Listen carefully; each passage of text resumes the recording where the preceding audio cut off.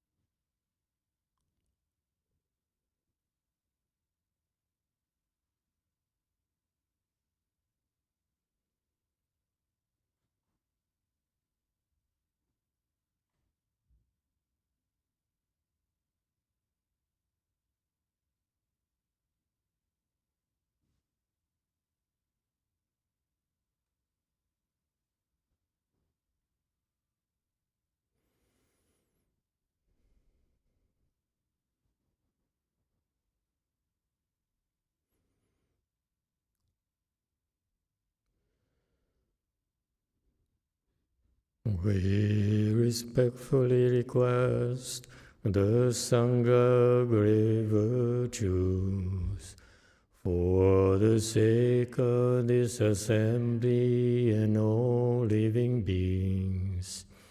Please turn the wonderful Dharma wheel to teach and guide us how to end birth and death, leave suffering and attain bliss, and quickly realize non-birth.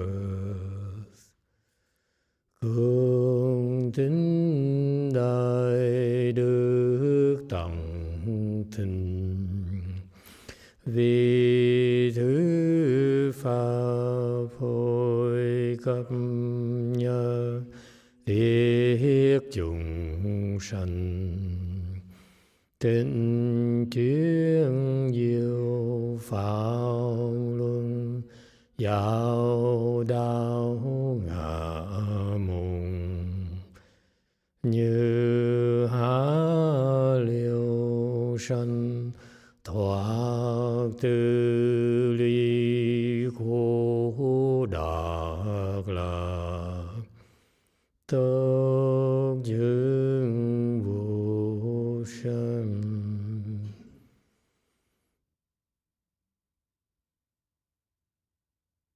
Homage to the Blessed, Noble, and Perfectly Enlightened One. Nam mô Sa Đan Thô Sư Chế Đô Ye A La Hời Đi San Miao San Pu Tô Xie.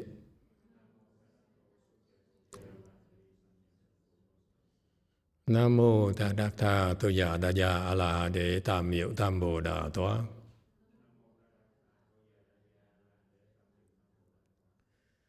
The unsurpassed, profound, subtle, and wonderful Dharma in 100,000 million aeons is difficult to encounter.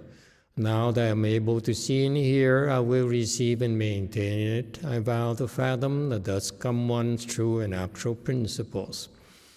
Wu shang sheng sheng wei miao fa bai qian wan jie nan zao yu wo jin jie wen de shou qi Yuan Jie Ru Lai Zhe Shi Yi.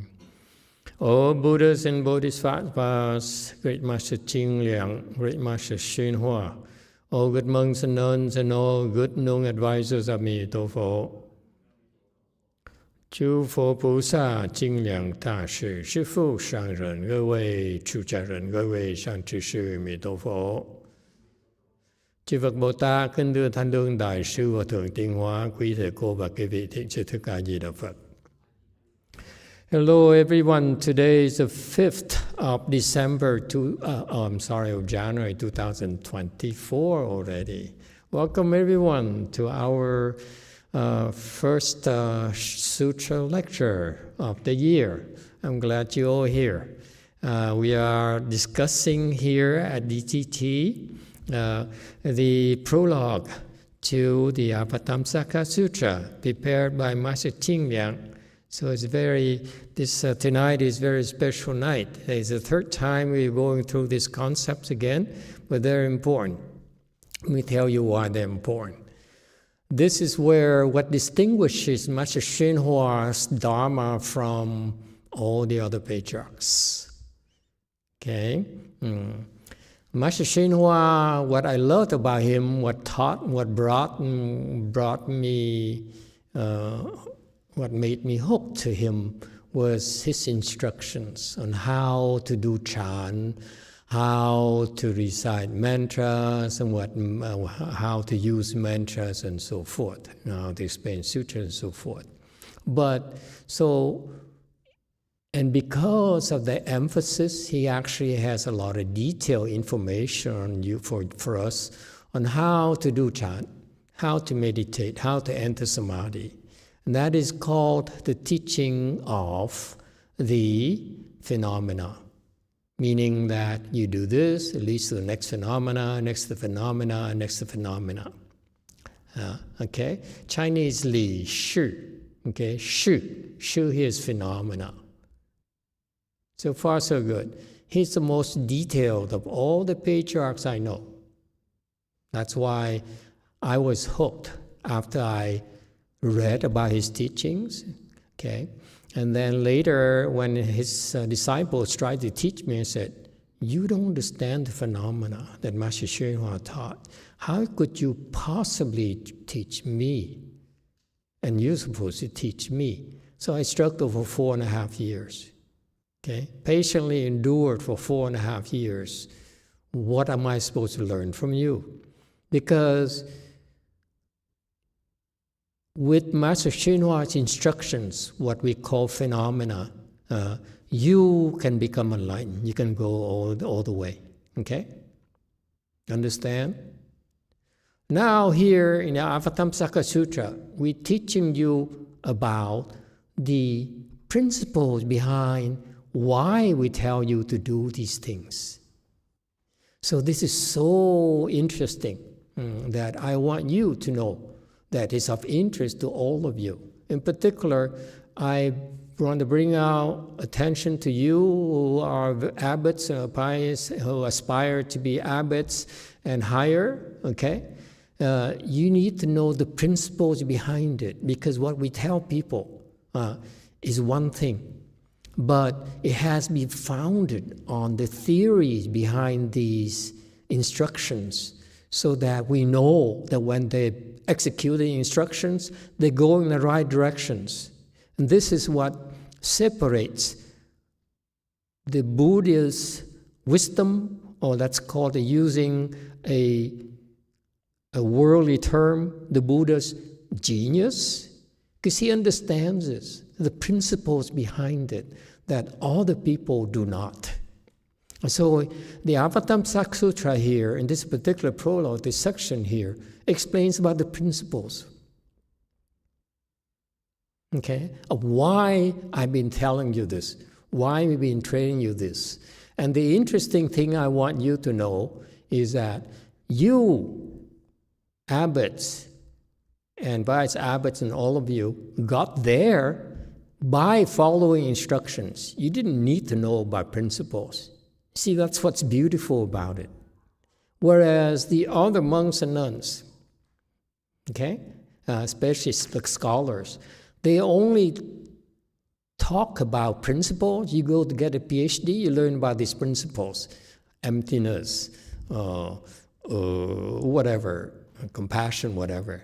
It's only words.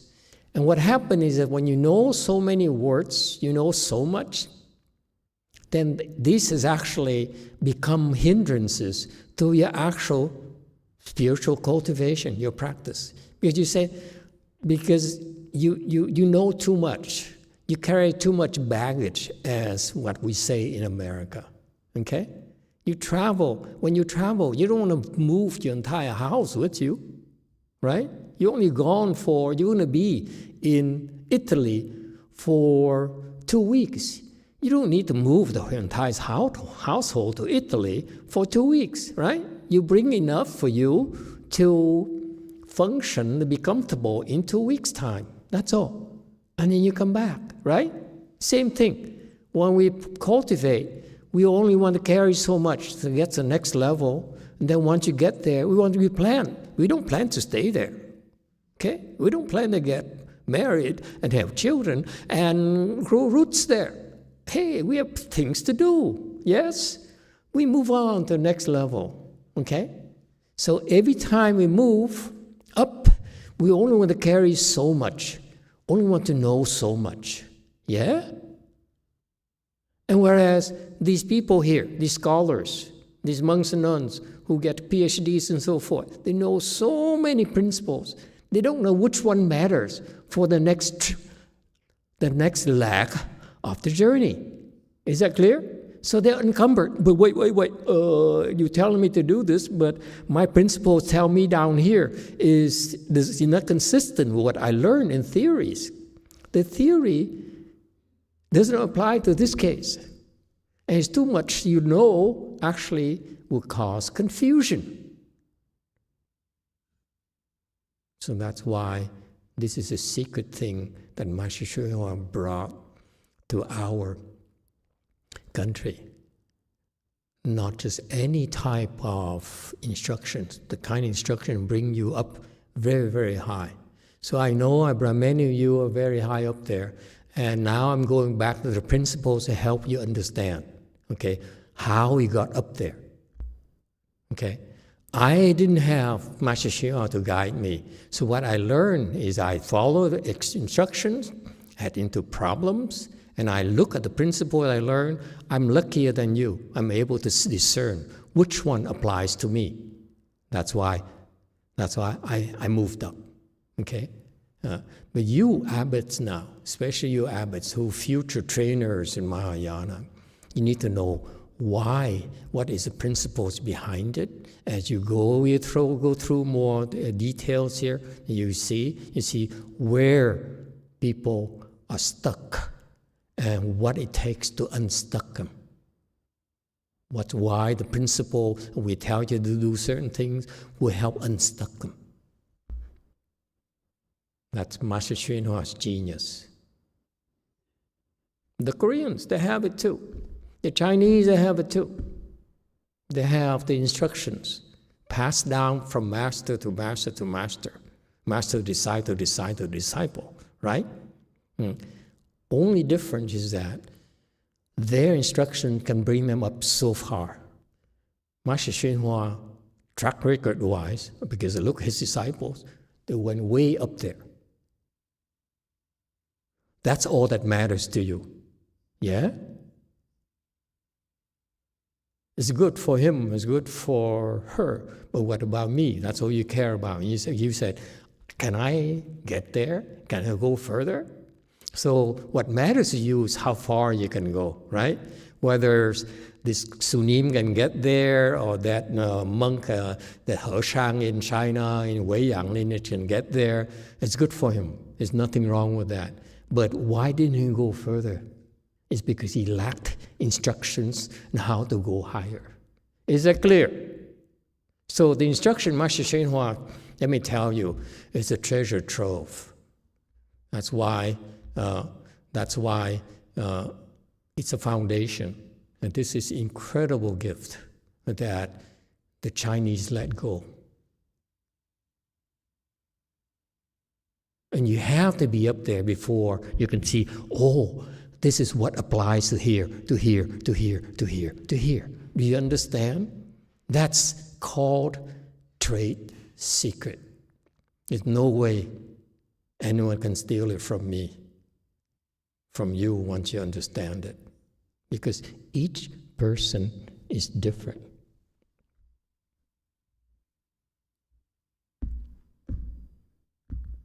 So Master YongHua has a track record of training his Heng disciples, brought up very high. That's because of these instructions. So I use the same instructions to teach my disciples. And once I got there, and I realized, because I saw beforehand that his disciples were stuck at a certain level, I had to prepare for my disciples to be stuck. So I prepared them so that they can go further than his instructions. But if you can just follow his instructions, you can get very, very high. Much higher than anyone else. And that's a gift from the Chinese master. And that's why you have to understand why it's so important for you to carry the baton, take the baton and pass it on. Like what I'm trying to do with you here is pass on the baton for you so that you continue this great tradition that Master YongHua started. Questions, comments? This is very important because if we didn't do it, it will get lost. Master Shua brought this country, brought us up very, very high, very far, and now we add more details for you to get even further, and this has to be passed on to the next generation, and the next generation, I hope we get better and better and better. Okay? And so we've been doing that, so I want you to know, don't be scared when people come to you, especially as professors, scholars, and said, Master, you're such a famous master, you have a lot of success, you have a lot of notoriety. What does this sutra mean? I'm telling you, don't worry, they know about these words, a lot of these words, these concepts, but they don't know how they connect, or they do not understand, they cannot penetrate the depth of those concepts. Why? Because these professors are at best second dhyana. They cannot possibly understand how profound the Buddha's teaching is unless you go way up here. Then you understand more and more and more. Is that clear? So don't be afraid, boys and girls, of scholars and people who try to impress you and throw words at you. Say, okay, when they come and ask you a tough question on the sutra, you say, I don't know that sutra. Would you mind giving me a text? Okay? And then let them explain it to you. Then you see how shallow the understanding is. The understanding is so shallow.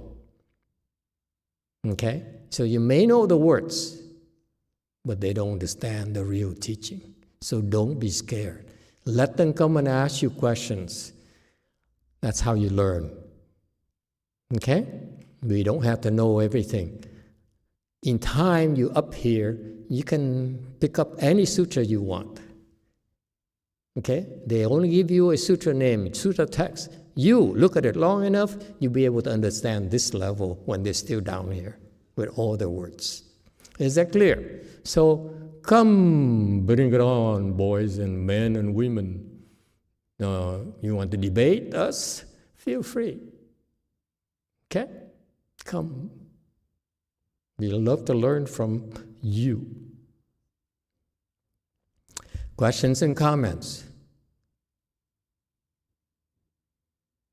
And that's the next for you. I'm telling you, this is a chance for us to go into, this is why in slide 689, we are talking about, started to talk about 9 intermittences and 9 liberation. You understand? We give you more insights on where people are. Okay? And it applies to you too, trainees, where you understand why you struggle so much, why you have that, why your wisdom cannot unfold, because you're stuck at these issues.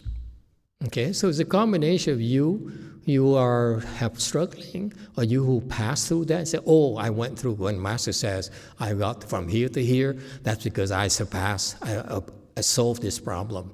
Or the teachers, your teachers, who look at you and say, oh, you're stuck here. Eventually they're better off learning to look at where you are. And then they say, they're stuck here, therefore, in order to go up here, they need to understand to do these things. And these are instructions I can give them. Understand? So that's why it applies to both the teachers and the pupils. So these sections are very, very important for you. It should give you the kind of comfort level and confidence that we know what we're doing. Okay? Even though we've been hearing that my disciples are so high, way up there, okay? They are. And next level for them, next phase for them is to be able to understand the principles behind it and hopefully become better at guiding you. And there will be. I still have plenty of time. YouTube. Thank you, Master. I'm really glad to hear you have plenty of time That always makes your disciples happy. I just would like to thank our YouTube audience for joining us, and please consider to like and subscribe. We have a comment and also a question. So I'll start off with a comment from Robin's Nest. Emitofuo, Master, I wanted to tell you that I watched a marathon of you last night, getting caught up with all your Dharma talks. Thank you for spreading so much love, light, and wisdom into our world. And now a question from Tong Dang Pham. Emitofuo, dear Master, our cat just passed away due to an accident, being hit by a car. How can we help our cat? How long should we get a plaque to help ease his suffering? Thank you very much. Okay, thank you all for joining us. It's your presence and your watching and your the videos and participating in these sessions that are motivating us to work harder.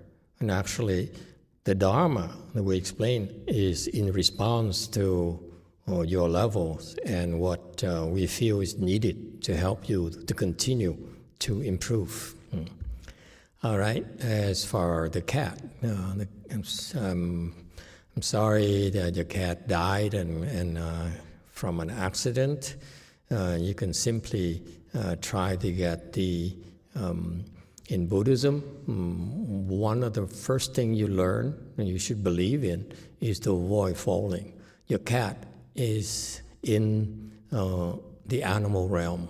There are three realms, excuse me, that you do not want to be: animal realm, hungry ghost realm, and the hell's realm, because it's a lot of suffering. It's very difficult to get out. And your cat is in the animal realm, so it has a pretty good chance of escaping and move up to a better realm. Okay, you try to get in to avoid falling. So if you didn't do anything, most likely the cat will continue to cycle through the animal realm. So you could get some rebirth blessings to help the cat have blessings to be born to a better realm so that it can escape the animal realm, hopefully move to the human realm or the God's realm. And that's what we do. You can request a cat's there. So 2 months rebirth plaque to help the cat escape the three evil paths, as we call them. Evil paths consist of animal realm, hungry ghost realm, and hell's realm. Okay, even if you don't believe it, if you really don't believe, it's worth the risk, because this is the Buddhist wisdom. We would not be selling you or cheating you on these small things. Okay, and when you do that, your cat will have a chance to have a better body next time, and that should help you feel better about it. Of course, the ultimate for us, for the Buddhist believers, is to send your cat or your dog to the Pure Land, where it will never suffer again, ever. Okay, and so that's what's happening to a disciple of some disciples of ours. Their dogs have cancerous tumor that's growing, is in pain constantly for years, for months now, for 2 months now. So they are hoping, they're asking for our help to prepare to send their beloved dog to the Pure Land. So that's the next level of care. All right, good luck to you. To help your dog, your cat escape the three evil paths, all you have to do is request a rebirth plaque from, I would say, the majority of the Mahayana temples. The people who cultivate, who actually are working hard at cultivation instead of trying to make money and trying to become famous, any of those temples, you get them a 3-month rebirth blocks, should help your cat. All right? Thank you for your question. Go back to 688. We've been talking the last previous sessions about the 34 minds. Okay? 34 minds, we're up to the first 16 minds already. I'm not going to go over it again. Okay? I want to continue with the next 18 minds. They're called 9 intermittences and the 9 liberation. And this is very insightful for your sake. Okay? All right. First of all, 9 intermittences. He says here, if you look at our world, where we are right now, there are 9 different stages, 9 different states of mind. Okay? They are distinctly different. The first state of mind, of course, is this desire realm. Okay? That's the first stage. Or it's also called the stage of mingled dwelling, meaning that we have a lot of these different beings, like the animals, the hungry ghosts, the hells, and the humans, the asuras, and the gods, living in this realm. Okay, they have common characteristics. They may be animals, they may be gods, they may be humans, they may be hungry ghosts. They have the same kind of mindset. What mindset? The mindset of desires. They all want things. Animals are always looking for food. Okay? Hungry ghosts are always hungry and thirsty. It's not about looking for food. It's the state of mind is they're suffering so much. They're lacking in food. They're lacking in drinks. That's why they're constantly, 24 hours a day, hungry and thirsty. What about the hells? The hells, the state of mind of hells is what? Go to a prison here in the U.S. I've been to it a couple of times. It's scary because they're suffering so much. It's pain and suffering. You don't want to go there, trust me. It's not worth it. Not worth anything at all. Not worth the millions you steal from others, billions you steal from others. It's not worth it at all. You go there, you'll be very, very sorry. It's not called living at all. These people are not normal. They become animals because they suffer so much. Life means nothing in there. Life is not your own. It's very scary, trust me. Okay? Don't break the law. Don't do anything stupid. Okay? So you see, and then of course humans, we want cars, we want houses, we want to retire. Sounds familiar? To do Dharmas. Okay? Losers. Okay? Asuras like to fight. They like to drink. They like to fight. Sound familiar? Okay? That's Asuras. Characteristics. Okay? Men like to drink, like to fight. Women too.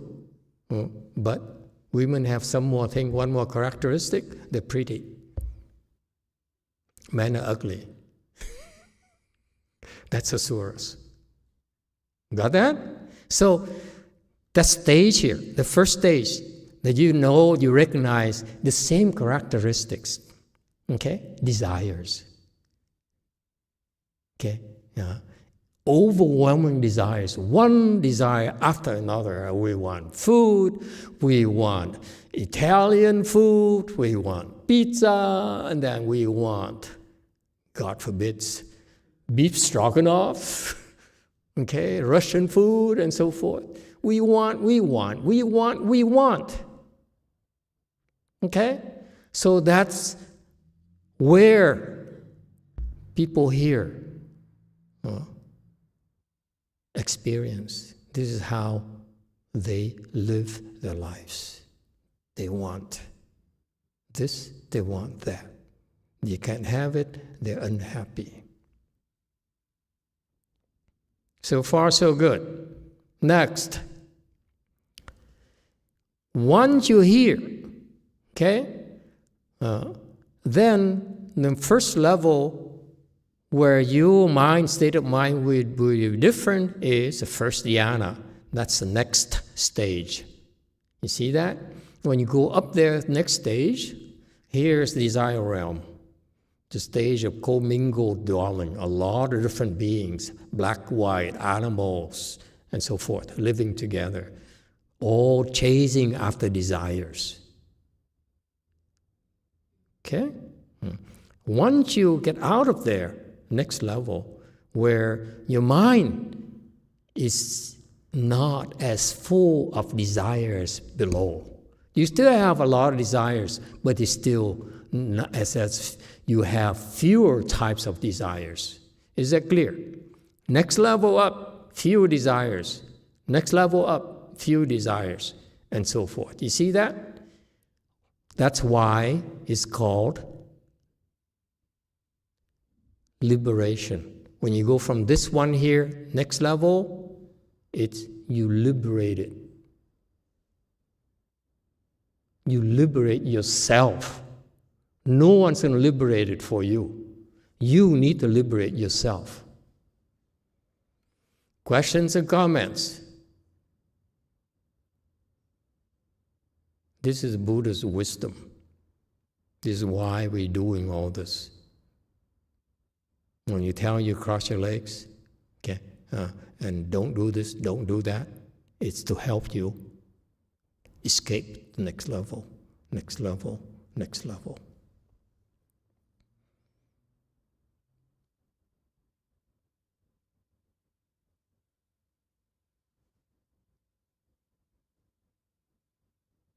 All right?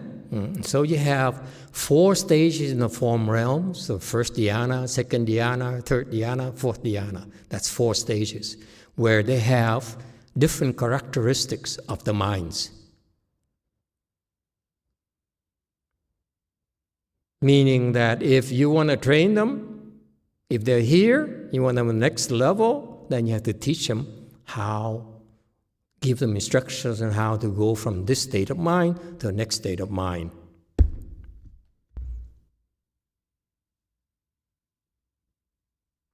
All right?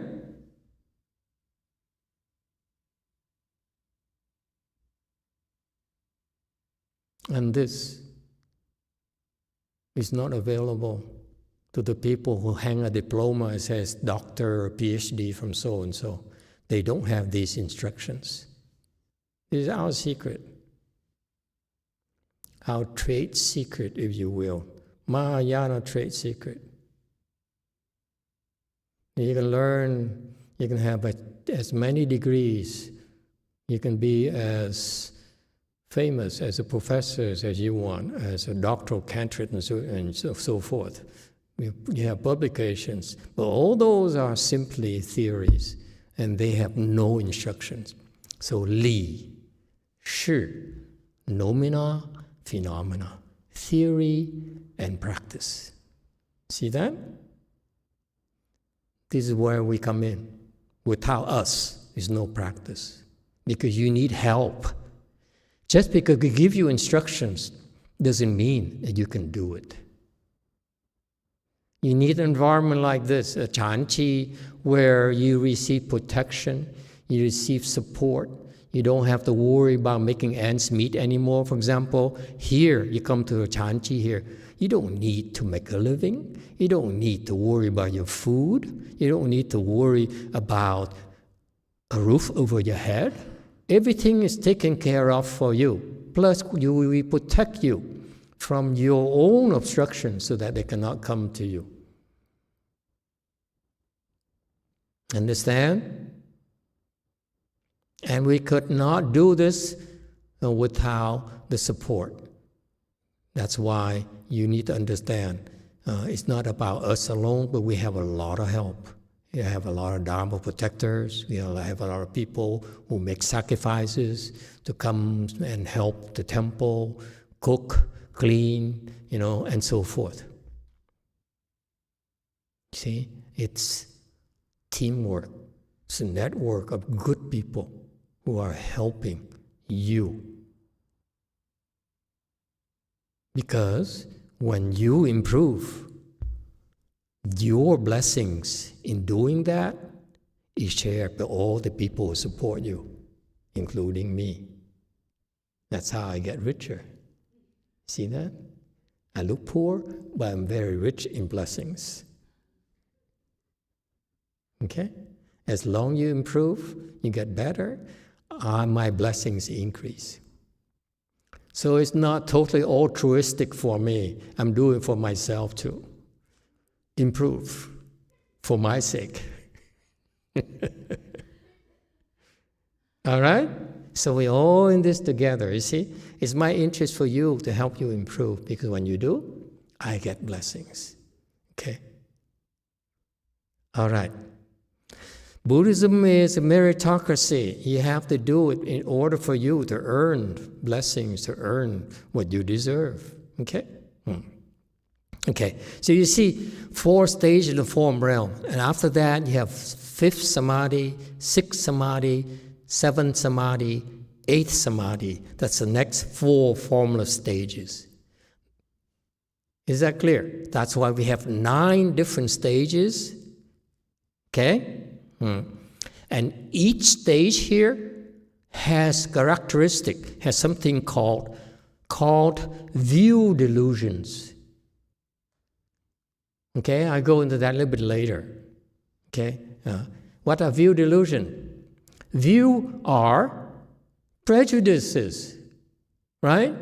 I am white. I am yellow. I am woman. I am man. I'm better than you. Okay? Those are view delusions. Because these are the prejudices that prevent you from opening your wisdom. You have so many prejudices. And we need to know which ones we need to help you with in order for you to break through, to liberate yourself.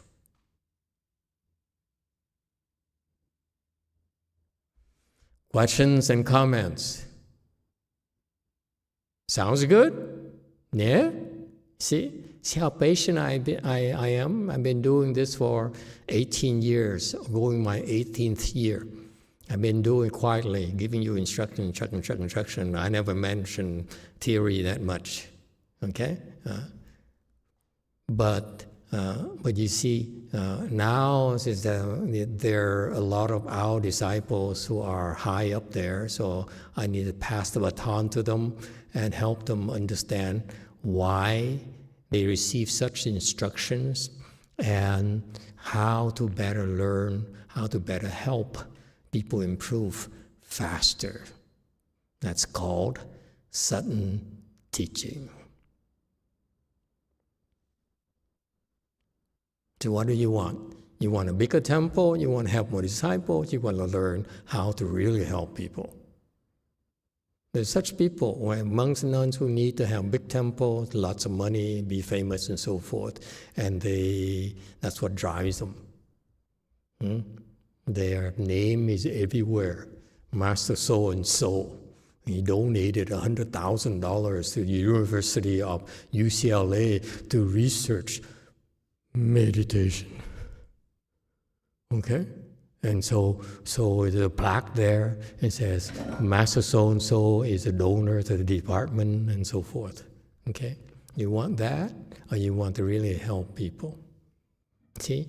To give $100,000 to help with the research or fund research of mindfulness meditation, or discuss these, has forum to discuss the debate, the merits of Buddhology and Buddhist theories, that's very good. You're creating blessings. You know what? Whatever you do there is still within the desire realm.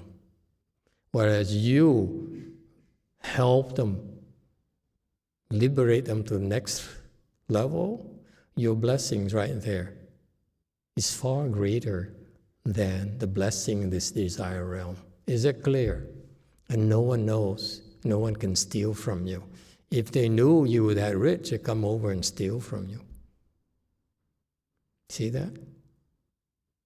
All right? Same thing with you.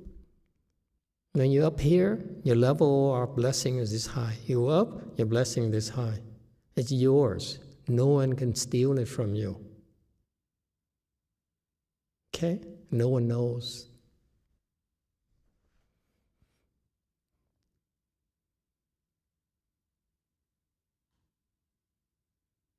And those are real. Those blessings, someday when conditions ripen, will manifest as a temple, manifest as a husband, manifest as a son, manifest as a car, manifest as money, manifest as fame, and all those things. All the good things that happen to you are from your blessings.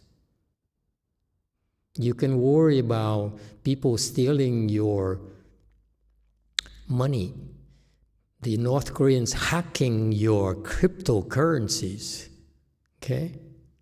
And stealing from your bank accounts, okay? But they cannot steal your blessings. The money can be gone from your bank account, but you have blessings, more money will come to you. No need to worry, no need to get too afflicted. Okay? Questions? Yes, Way Mountain. So what do you want to do? You want to go and work hard and make money making ends meet, or you want to create blessings for yourself? Yeah? Way Mountain. Emitofuo, Master. You already addressed this somewhat, but I wanted to ask you, to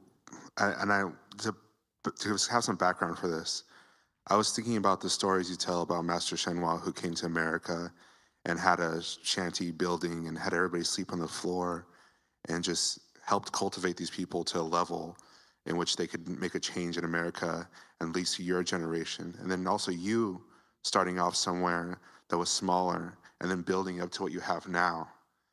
I have a problem where, like, whenever I learn something new or fantastic, I immediately want to tell anybody who is willing to listen.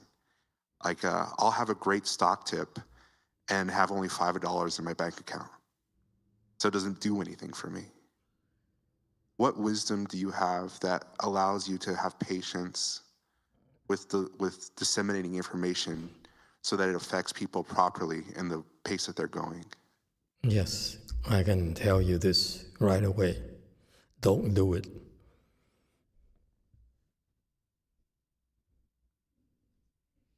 Don't do that. Save it until it's the proper time to do it. Right? You don't have wisdom yet to really help people. Just because you know a little doesn't mean you can really help. All right. The 9 stages or the 9 states of minds. Is it clear? A stage meaning in this desire realm, our state of mind has a certain characteristic, full of desires. Is that clear? Okay? And those attachment, those are desires are from because of the view delusions. You have so many attachments. Okay? And the view delusion, meaning you have so many prejudices. You are racist, you are misogynist, you are a Nazi, you are, and so forth, Republican, you are Democrat, okay? All those are view delusions. All right? You think Koreans are better? Or the Japanese think they're even more, or they're even more superior than the rest of us, and so forth, and so forth, and so forth. And so all those view delusions are formed because of greed, hatred, and stupidity. And these view delusions have 9 intensities, or 9 levels: super, average super, weak super. So super has 3, average has 3, weak has 3. So you as a teacher, you talk to people, look at your students, you say, this person, this kind of greed, anger, view delusion is weak or super. Then you need to do things to help them reduce these intensities before they can let go. See that? You cannot simply say you are super duper, or stuck on soju.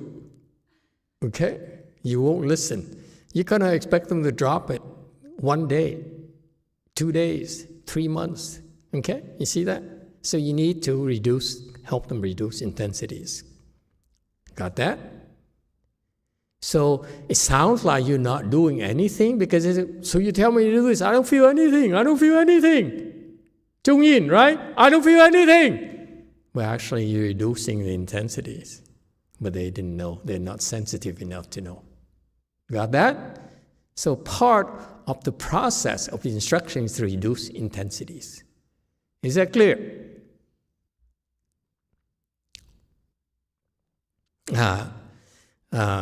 And so that's what he's saying on slide 691 here. He says you need to understand, okay, what it is the nature of the obstructions, so that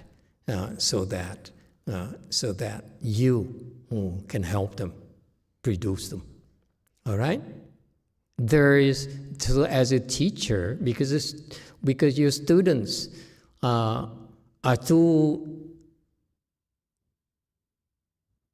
caught up deep inside, they cannot tell the difference. So you up there, look at them, you have to tell them, okay? You have to recognize it and help them. All right? So if they were to by themselves, it takes a lot of time for them to get out, extricate themselves. But you, a good no advisor, okay, can recognize, because you've been through similar situations before, you've been taught similar people before, you can recognize it and give instructions how to extricate themselves, how to liberate themselves. Is that clear? Yes, you too. Thank you, Master. We have additional comments from Robin's Nest. Emitofuo, Master, I would like to share with you that this New Year's, I celebrated my first Buddhist holiday with my family in over a decade of me being Buddhist. My father committed suicide, and we didn't pay our respects to him after he died. We have decided as a family to annually celebrate Amitabha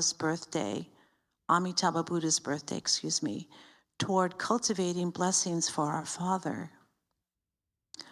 And Robin's Nest continues, please read my comments. I want to tell Master about how I have been actively working on cultivating blessings for my family by breaking generational curses.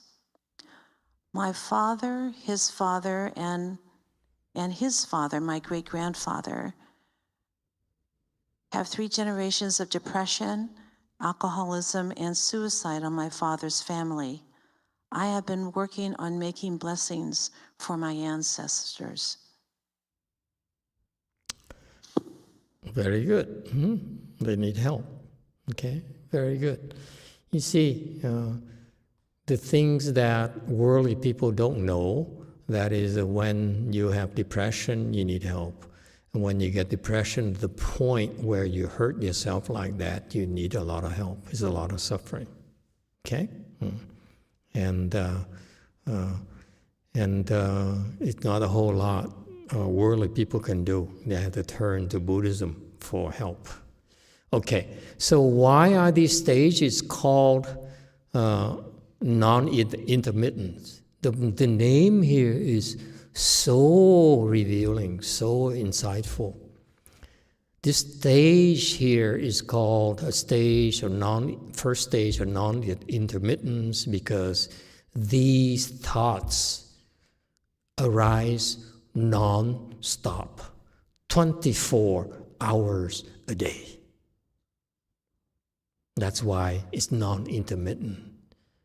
For example, okay, Chung Yin Sunim right now, he's been fasting for, this is his 21st day. He has 4 more days to go after that. Yeah? So what kind of thought do you think he has? Non-stop. I'm so hungry! Food! Yeah? I can't wait. When I stop my fast, I will have some kimchi. Yeah? What else are you crave for? Instant noodles, Korean instant noodles, not just any instant noodles, it has to be Korean instant noodles. What color? Green or orange or black? 6. Bame soba. What? Soba. So see, he's dropping hints already. Look at you and the Korean girl say, oh, 4 more days, better have some soba. Okay, you see that? It's non-intermittent because it really nags at you, nags at you. When you sleep, you still dream about, oh, soba. And you wake up, soba, louder, right? That's why these desires nag at you, these thoughts, these types of view delusion, okay, nag at you day and night. It's torture, folks. That's why when you extricate yourself from those thoughts, you liberate yourself from suffering. 24 hours a day. But we don't dare look at it that way, do we? How can you drive a Rolls Royce and tell people, you know, actually, folks, I'm really suffering. But at least I'm richer than you. Got that? All right? What about non-obstruction? Okay, non-obstruction meaning that the name is kind of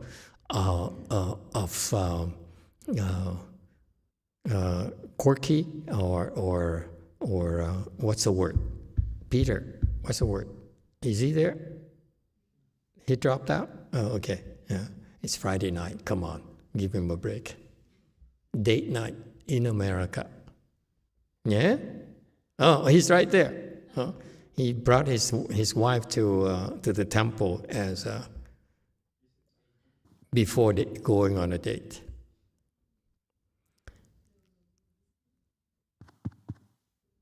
Thank you, Master.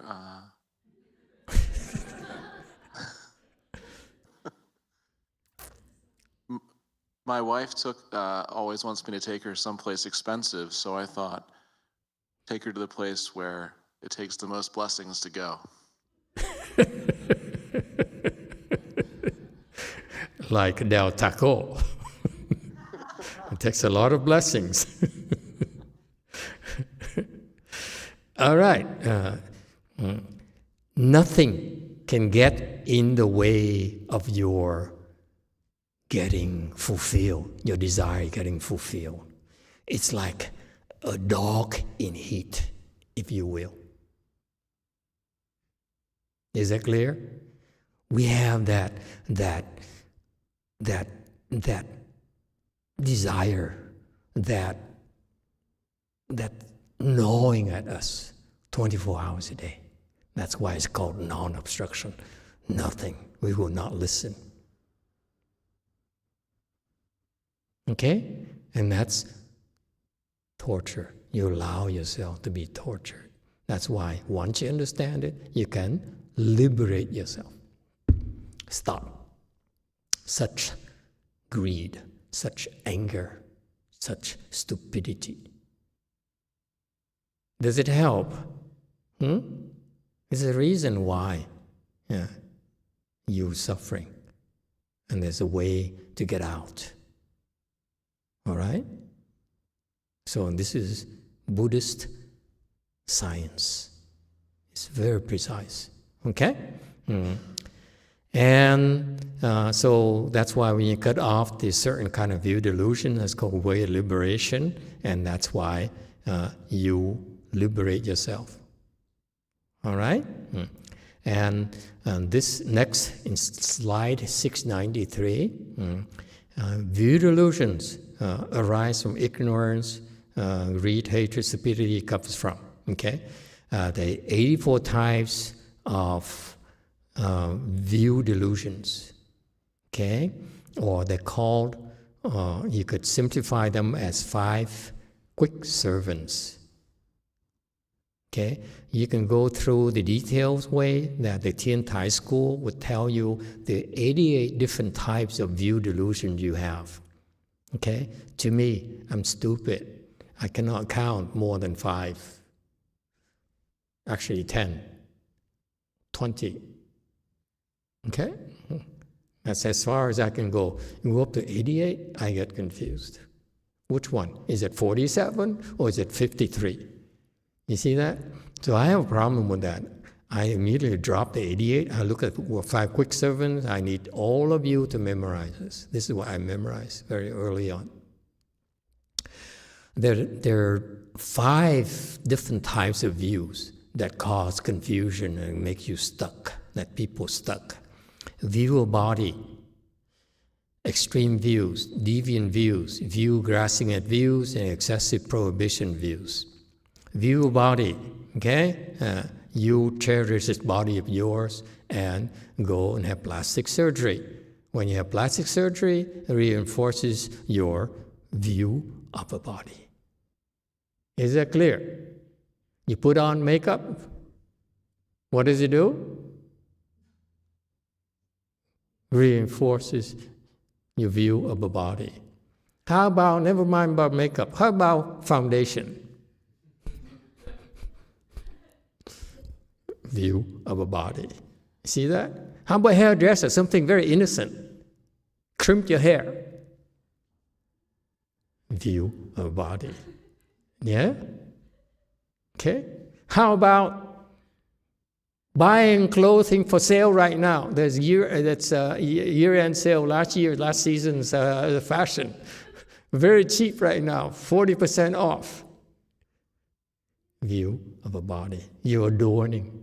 So that's why monks and nuns, we are not allowed to wear jewelry. Rings. And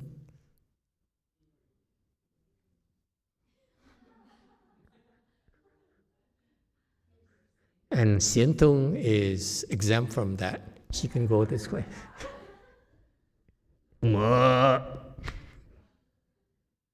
Got that? View delusions. That's why you look at a person, she comes to the temple, and she has all these rings and these tattoos and mohawk thing. It's a view of body. Isn't that cool? You don't say anything. It's, view body, body view. Look. Okay? This is what you know their weaknesses, and you don't say anything. Yeah? So far, so good? You think you're important. You're more important than a person. View a body. Okay? all various forms of all sorts of variations of a view about it. Is it clear? That causes you to be stuck. Extreme views, meaning that in Murali's country, there are a lot of yogis and Hindu teachers who believe in permanence. Okay, and this is where the Buddha encountered, Shakyamuni Buddha encountered a lot of teachers in India who said, it's forever, you live, after you die, you come back as a man. After you die, you come back as a dog, which now you're a dog. So it's permanent, nothing will change, okay? And some people on the other side, end of the spectrum, some people, Hindu teachers used to believe that after you die, you return to the dust, you return to emptiness, so nothing matters, okay? Meaning that if you're permanent, you believe in permanence or believe in nihilism or emptiness, okay? Then it doesn't matter, whatever you do, you still come back as a man, you still come back as a snake, you come back as a dog, you come back as a ghost, okay? That is stupidity. Okay? Third, deviant views. Deviant views is some people, especially my own family, who are very successful, very rich, and says they got away with it because they stole from people, they scam people. My older brother, for example, he's an SOB. Okay? He steals from people. He cons people, employees, you name it. Wife, children, name it. Okay? And he's very successful, he's very rich. And when he says, look at my success, you tell me to do good. I did bad all my life. Look at where I am. And look at you, you a baker. I am a successful businessman. I'm wealthy. I own properties in New Jersey, and so forth. I own companies. So you cannot tell me there's cause and effect. I do evil karmas my entire life, I'm successful. You trying to do good, you're just a beggar. People slander you, people, spit on your face, on your photo, throw darts at you, your picture. Hey, here you go, YongHua. Here's another one. Okay? So they don't believe in cause and effect because they have proof. Okay? That's why they're stupid. Their success imprisoned them. They don't realize that they're rich right now, they're successful right now because they did some good deeds in a prior life. Now these seeds mature. That's why they got money. That's why they got success. They got fame. Not because they're stealing. They're stealing right now. In the future, they will suffer poverty, misery, okay, contempt, jail, time, and so forth. It's coming. They don't believe it. They say, hey, look at me. I'm successful. You are not. That's why they are stuck in this stage of commingled dwelling. See that? So far, so good. View grasping at views. Those are moralist teachers. Okay? They taught their followers, that you should observe these. No, that's excessive prohibition views. I'm sorry. Let me skip the one and go to the next one because we're mentioning moralist teachers. Okay, morality, is he there? Okay. The Indian teachers back then in the Buddha's time, okay, they said, they saw, this is what happened is they opened their spiritual eye, and they saw a dog died and was born in the heavens by itself without any Buddhist intervention. So they said, if the dog will switch bodies and have a better body in the heavens, therefore we should imitate the dog behaviors, so that we too can born in the heavens, be near Vishnu. Okay? So what did they do? They lived their lives like dogs. They gnawed bones. Okay? They bark. Okay? So they try to behave to create as many, because remember, the Indians invented karma, so they created dog karmas in order to be born in the heavens later. And that's called excessive prohibition views. Morality doesn't find it funny. He's not even laughing. Look at him. The Buddha had encountered so many of those teachers. That's why they stuck. They stuck at the 8th samadhi. So their teachings reflect those vision they see. They can see some things, but what they see is limited. That's why they don't understand the principles. That's why it's called excessive prohibition views. Okay? And view grasping the views here refers to the Buddhist monks who enter samadhi, fourth dhyana in particular. This is a typical story. And they said they noticed their thoughts stopped. So they thought that this fourth dhyana here, monk, felt that he became a fourth stage arhat, where all thought stops. So he said, I'm enlightened, hey, look, mama, I'm enlightened. And they stop cultivating. They think they made it. So that's why they're confused. And they're stuck there. You cannot talk to them.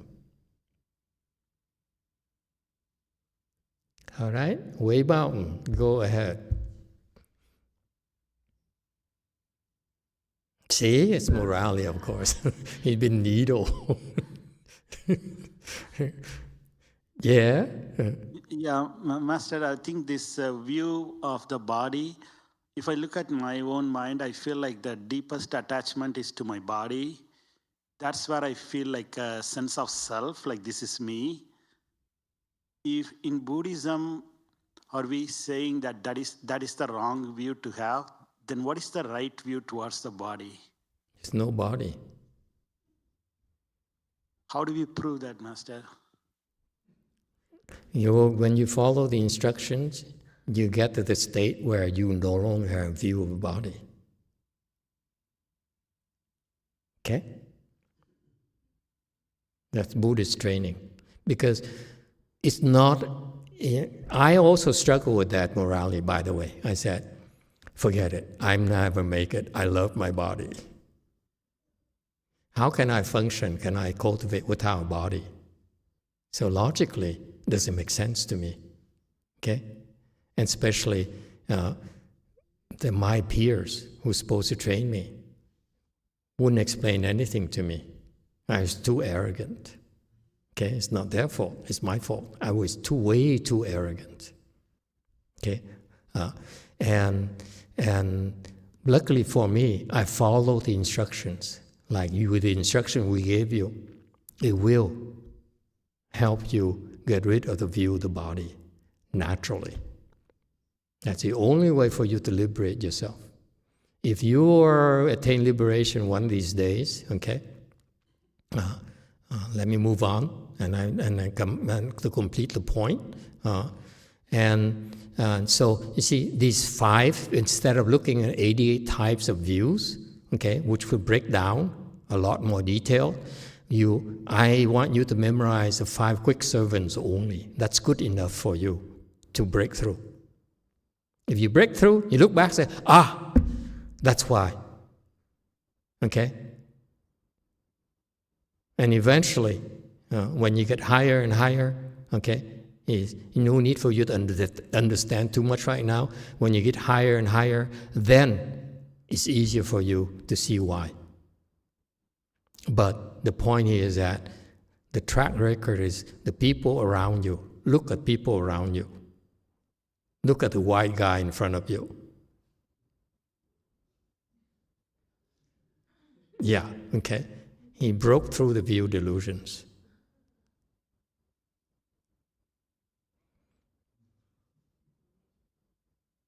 Okay? So it's possible.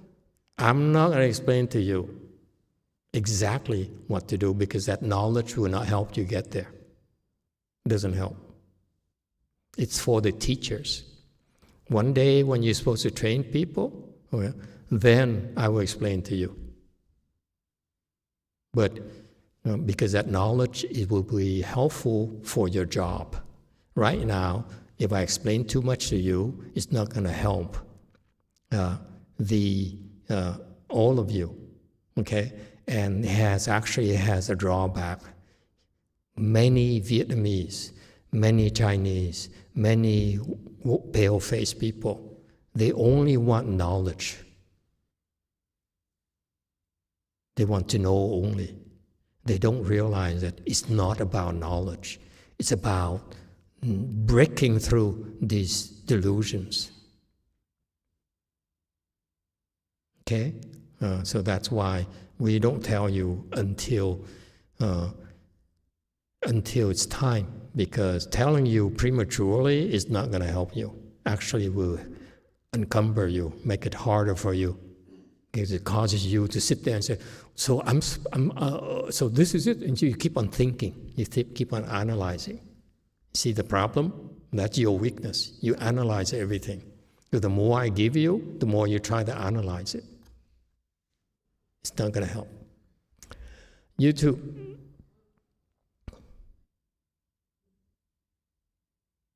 Thank you, Master. We have a question from Ray Zhuang. Master, does building muscle also count as view of the body? I imagine building muscles are needed for some things, such as moving Buddhist statues. Ouch, you traitor. You hit where it really hurts. See, he's another morality cohort. They want to know everything. Okay. This guy here, Ray Zhuang here, broke through the view of body already. He's still asking about it. Isn't it amazing? Okay? Yes, all that matters, let me explain to you, all that matters is that it's not about now that you need to understand. All that matters is what you need to learn to do, what to do, in order for you to get into that state where you're free from a view of body when you meditate. Does it help? Meaning that when you meditate, you can be free of view of body, that's how you improve. But when you stop meditation, you go back to your daily life, you go and see your wife, and you better have a view of body so that she can feed you.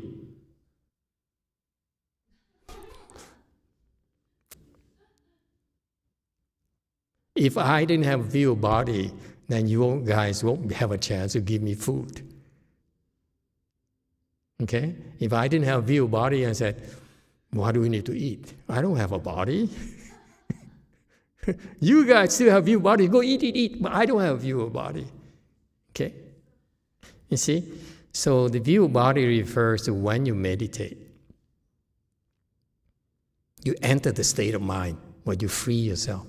When you exit meditation, you go back to your normal life and love your wife and be lovable to your wife. All right? All right. So remember, it is a way to liberate yourself. Okay, and that's why you practice meditation. You follow instructions to liberate yourself. Okay. And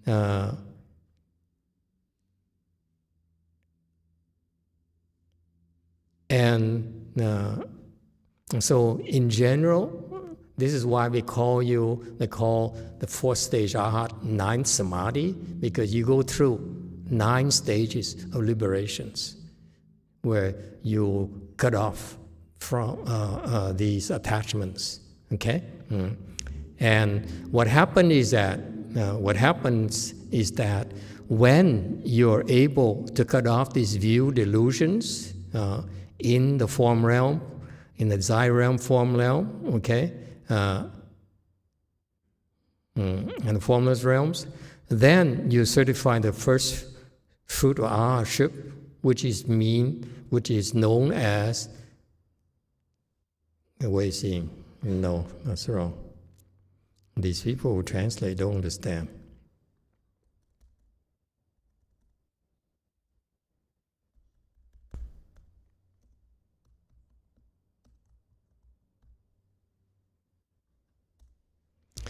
Seeing the way position.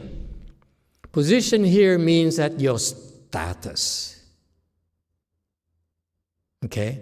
You may look like nobody, but in the real world, our spiritual world, we recognize your stature as a first stage Arhat. Okay? And why is it important? Remember, below that, okay, is just a lot of talk.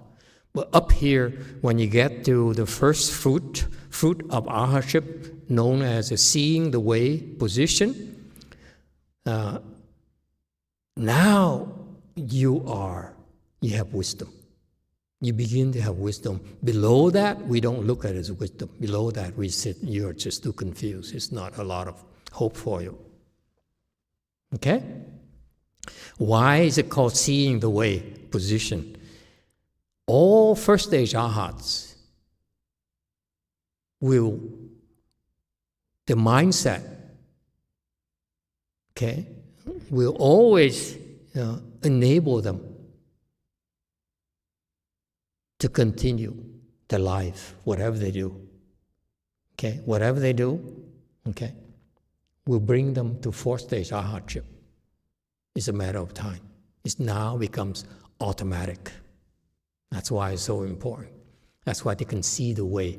They cannot express it, they cannot explain it to you, but there's innate wisdom that enables them to continue in the right direction, naturally. Doesn't matter what happens to them, they will continue to evolve and become a fourth stage Arhat. So that's why in the Hinayana world, fourth stage Arhats are very, very big deals. They're called sages. Not in Mahayana. We don't call them sages because they're still too slow. They still don't know anything. But Hinayana is a big, big deal.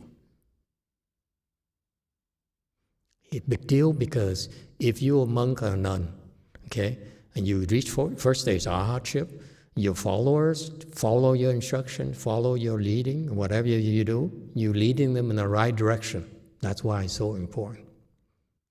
So monks and nuns should not try to teach before they get first stage Arhat. In Mahayana, we don't advise you to teach at all, because first stage Arhat is still very stupid, as far as we are concerned.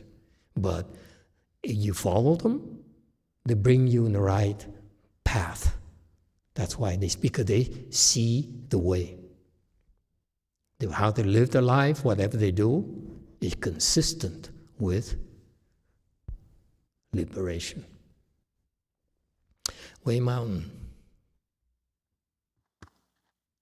Master, do big obstructions and attacks happen immediately after someone can let go of a lot of attachments? It's possible, yes. It's called sudden teaching. All right?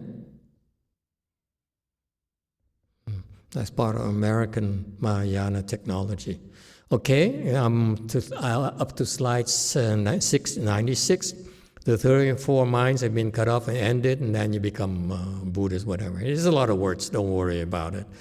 And this is, we go back to the text at 697, time is up. Okay, I'm so glad we're able to push through these concepts.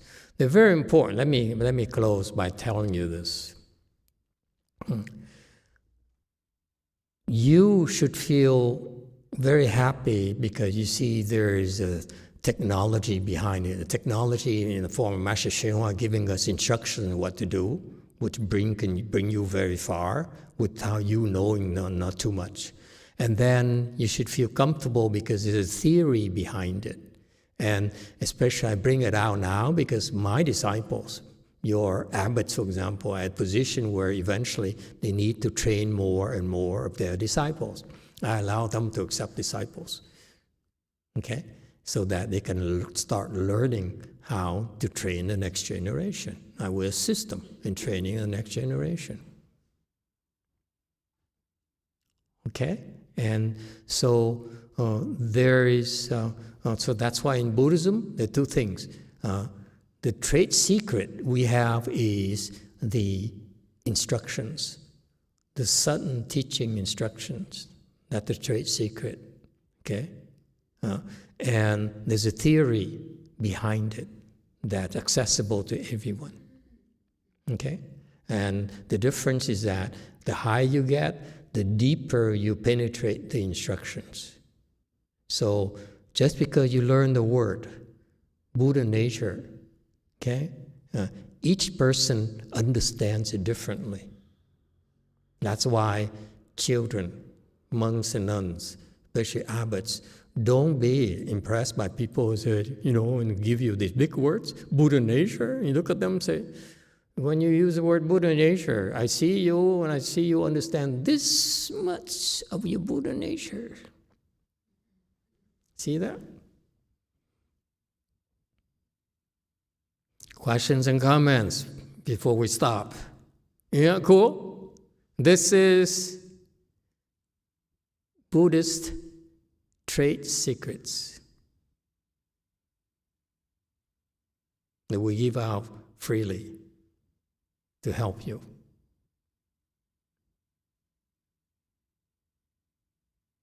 Questions and comments? You see, we're not that stupid. We give them out freely so that you improve, because when you improve, I get more blessings. It's not as stupid as you think.